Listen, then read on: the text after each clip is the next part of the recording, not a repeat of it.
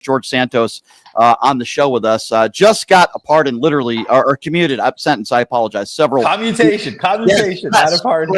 Correct. Several weeks ago. So, is there any truth to the rumor? And I understand that Donald Trump ultimately is the guy who made the decision. Nobody forced him to.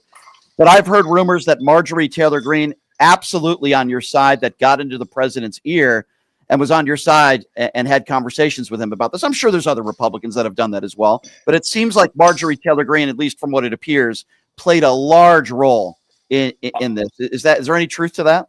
No question, Marjorie is a very dear friend, and no question, Marjorie's had my back when many others walked away. That is absolutely factual. But most importantly, that I think we should pay attention to is the fact that, not one human being is going to be credited. It takes a team, right? It takes a team of my husband, my attorney, my sister. They were on the phone. They were asking, they were working this up, especially when I started being treated super unfairly in a degrading, inhumane fashion for absolute all the wrong reasons. I mean, under the guises of, protective custody, I was tortured for 41 days. So I think a lot of people got to the conclusion that, this is wrong. The sentence was overbearing. And then on top of it, you have this insane treatment. So back to your question is, thank you, Marjorie, for being my friend and for proving me wrong that in DC, you can actually make friends and you don't just need to have dogs to be friends. But most importantly, I don't think she's the only one to credit. A lot of people helped and a lot of people came together to help me.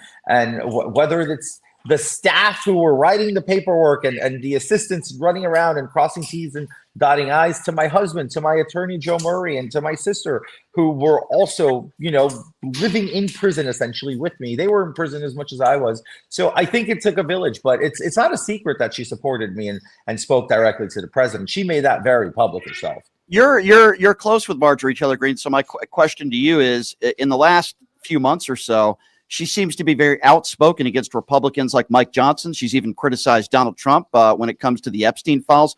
Why has Marjorie Taylor Greene, speaking to a different tune recently? Why do you think that is? You know Marjorie Taylor Greene very well. I've known Marjorie for 5 years, and I don't think Marjorie started playing or speaking to a different tune. I think people started paying attention to what she's saying because she's not changed.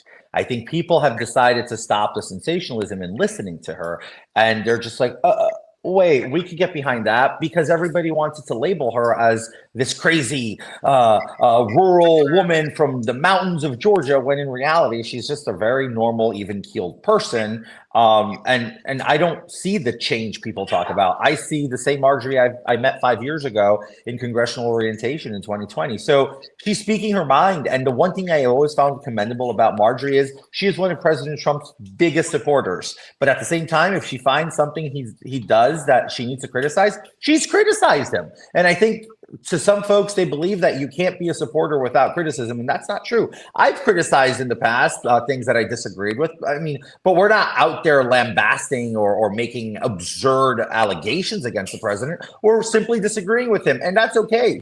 You can disagree with the president. He allows disagreement. He encourages to be challenged, for those of you who don't know. So I think this is very normal for Marjorie, and it's no secret that she's unsatisfied with Republican leadership in the House. You really think that, though, George, that Donald Trump totally welcomes people to disagree with him? Because it appears to me, from an outsider looking in, anybody that disagrees with him, he threatens them if they have any power at all. He threatens the media. He calls us the enemy within.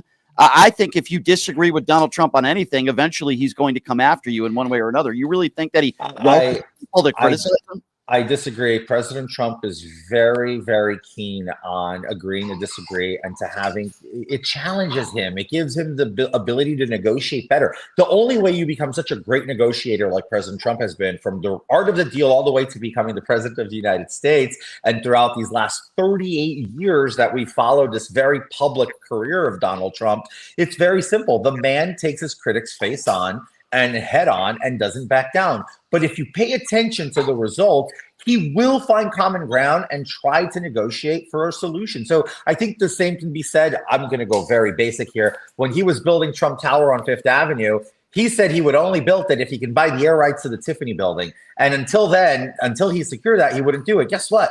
The Tiffany building had no ability to raise their building because they're a historic landmark. So common sense, but there was pushback at the time because people wanted to create the illusion of, he's a bully. No, he's a visionary. He's smart. So the reality of the entire thing is Donald Trump is perceived as a person who runs by dictator rule, which is absolutely false. He runs by collaborative rule in a very democratic way. And does he has his opinions? Of course he does. But I think he is a man who is absolutely reasonable, very generous, and absolutely open to working with people, especially his critics. He's worked with them before for 4 years, and here he is doing it again.